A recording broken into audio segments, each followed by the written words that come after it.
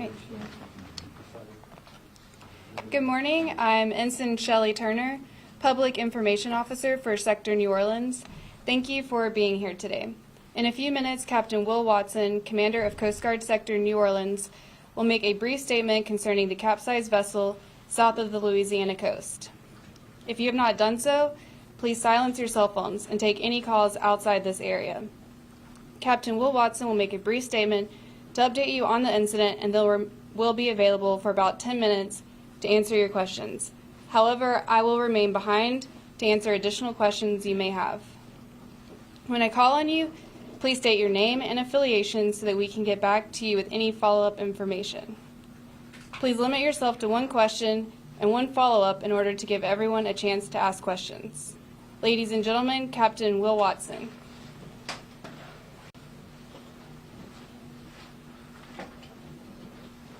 All right. Good morning. Thank you all. Oh, my apologies, everyone. Take my mask off. Good morning, and thank you all for being here. I'm Captain Will Watson, Sector Commander, Coast Guard Sector New Orleans. First, I will provide an operational picture of initial events, our current response efforts, and our anticipated future actions. Yesterday, at about 4:28 p.m., the Coast Guard received a distress message from a Good Samaritan regarding a capsized 129-foot lift vessel named the Seacorp Power, approximately 7 nautical miles south of Port Fourchon, Louisiana. Seacorp confirmed that the Seacorp Power departed Port Fourchon about 1:30 p.m. on yesterday, en route to Main Pass, which is about 25 nautical miles east, with a crew of 19 individuals. At the time of the incident, on-scene weather conditions were challenging, 80 to 90 miles per hour were the winds, 7 to 9 foot seas, and extremely limited visibility. Fortunately, even with adverse weather conditions, our crews were able to get on scene and respond within about 30 minutes. Our current assets deployed on scene include one 45-foot response boat, one H-65 helicopter from Air Station New Orleans, one 144-foot fixed-wing plane from our training center in Mobile, and one 87-foot Coast Guard cutter, the Amberjack. And also I want to say that Port Fourchon Parish, they have a boat engaged as well. And I want to just stop and say from the prepared remarks, over the course of this morning, we've been getting so many calls from folks in the maritime industry that want to get involved, and it's been tremendous, both on the surface assets as well as air assets that are wanting to get involved with the effort, and we are actively coordinating with those folks. So I want to say thank you to those folks personally. Current on-scene weather conditions are about 8 to 10 foot seas, 4 nautical miles of visibility, and about 20 to 30 mile per hour winds. There's a small craft advisory through the evening, and we anticipate thunderstorms this afternoon. Personnel accountability and safety of life is our top priority. We are saturating the area with available resources to assist in the rescue mission, and we will continue to do so. As of now, we have rescued 6 survivors who were safely transferred ashore. Unfortunately, we recovered 1 individual on the surface of the water deceased, and the search effort continues for the remaining 12. My heart and the collective heart of our team goes out to the families and to Seacorp, but we're giving it all we have. The vessel itself remains overturned on its starboard side. partially submerged and grounded in approximately 55 feet of water. There has been minimal environmental impact to this point, and we are coordinating with state and parish entities to reduce any potential impact. Corps is coordinating with the families, with the next of kin communications, and family reunification efforts.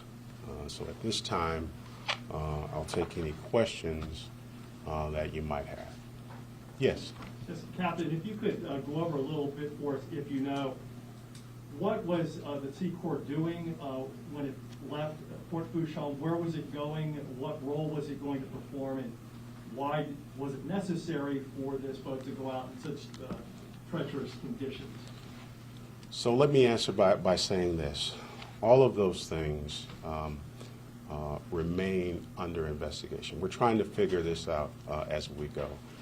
We're talking to survivors, we're talking to the company, and so we're focused on the search and rescue effort more than anything right now, but those details will come out in the days and weeks ahead as we learn more about what went on. But that information generally remains under investigation as we figure out what went on here. So I don't want to speculate as to what may have happened until we learn with more fidelity what actually. Do you know where it was headed, what company It was headed, working for, anything like that? So Sea Corps, the vessel is a Sea Corps vessel. They were headed to Main Pass.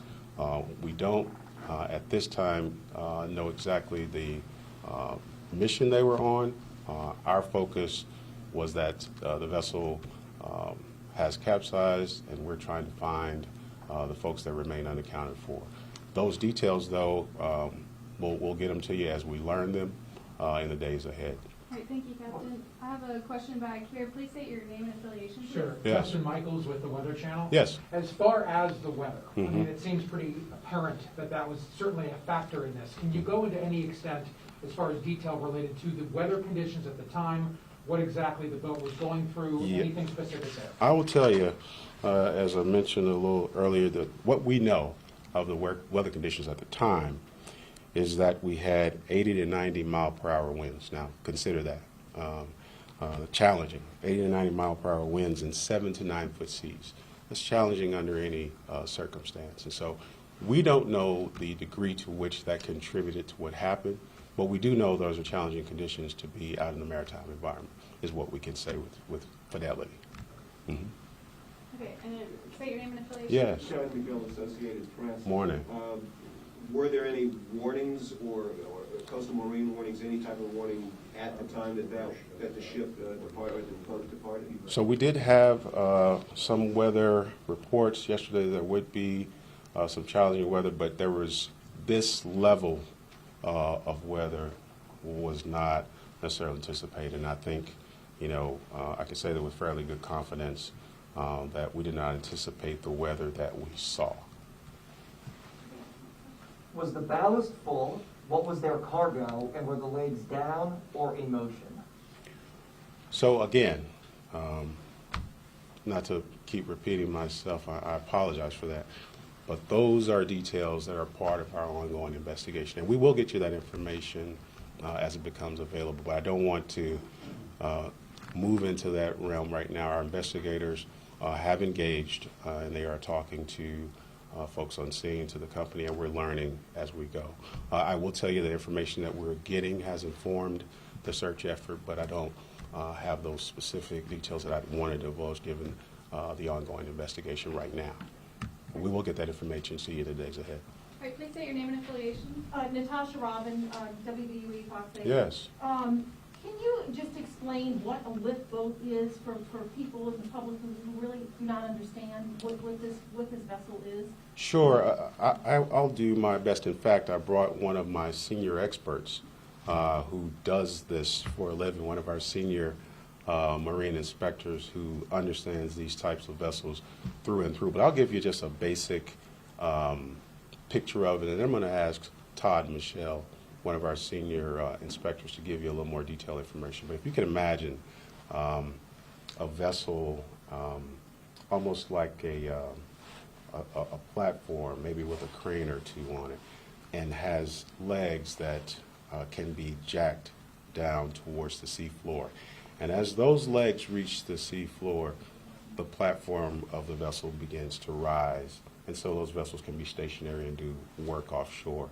That's a limited layman explanation of what a jack or a lift vessel is. I was about to say a jack-up vessel, but a lift vessel is. Todd, you want to get engaged here and just share a little bit on that? State your name, spell, and name. Sure. How you doing? Good morning. My name is Todd Michel, Toddmichel. I'm a senior marine inspector here at Sector New Orleans. Basically, Captain had a pretty good description of what a lift boat does. This particular boat has 3 legs, two forward, 1 aft. Basically, they're 250-foot legs. As the legs jack down into the sea floor, the hull of the vessel is able to raise up above the waterline, above the sea conditions, to work on offshore platforms, offshore rigs. They're mainly used for their cranes. It's the big part of what they do offshore. Lifting personnel, lifting goods, lifting offshore equipment onto rigs. That's basically it. They work kind of as a regular vessel with propellers and shafts when they're going underway with their legs jacked up. They get on site, jack their legs down to the seafloor, remain stationary, and are able to work from that point. All right, thank you. What was the length of the legs? I'm sorry, I missed it. 250 feet. As far as the draft of the boat, I mean, does it sit pretty shallow and would maybe not be able to handle those 7 to 9 foot waves? I mean, or does it have a... All boats are designed differently. I mean, typically it doesn't have a deep, deep draft like you will see a ship, but all boats are designed differently on what kind of wave heights or what kind of conditions they can handle. Sure. Thanks, Todd. Thank you. Please state your name and affiliation. Yeah, my name's Travis Fletcher with New Orleans Public Radio. Good morning. I'm wondering if you can talk about 2 things. First off, given that I think you mentioned it's like 8 foot seas right now, is that complicating the search and rescue operation right now? Can you just talk about the current conditions affecting? So, to say, let me put it this way. To say we have 8 to 10 foot seas out there is what we're seeing.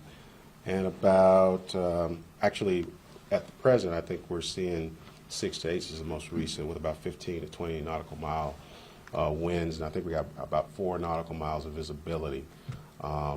We're operating in those conditions. We are actively searching. I will tell you that. I won't tell you that those conditions can't be challenging, but we are out there and we're committed to the search and rescue effort. My other question was, I guess more like, if these weather conditions were more known that these seas are going to be so bad, would it be normal for the ship not to go out there? Like, is it weird that this ship was unlikely that it was out there? Well, I don't want to, again, I don't want to speculate where that's concerned because the investigation is ongoing. But I will say this, as I said earlier, the level of impact of this weather, I won't say was wholly anticipated. So I don't want to say that Sea Corps was doing something they shouldn't have been doing.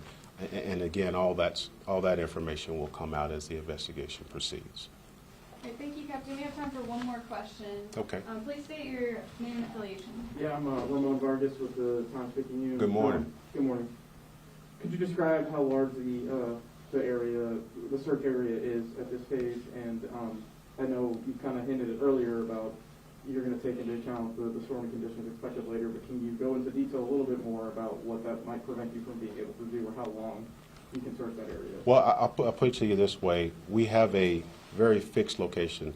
We know right now that the vessel is not drifting. We presume that the vessel is aground, but we are monitoring that actively. Conditions could change. So we are searching in that area and in a successive pattern out from that area, given the uncertainty as to where these folks may or may not be. So that's how we're handling this right now. Do you know what the temperature of the water is out there? I can get back to you with that information, but I want to say we're somewhere in the 70s, above 70. Mr. Watson, if I may, sorry, last question. I'm with NBC News. Oh, Arrival. My apologies. sure. Can you please speak to how you feel the prospects are looking to find these additional 12 people and what you can tell us about them? I'll put it to you this way.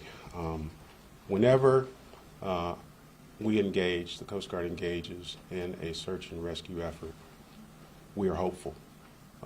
You can't do this work if you're not optimistic, if you're not hopeful when you do it.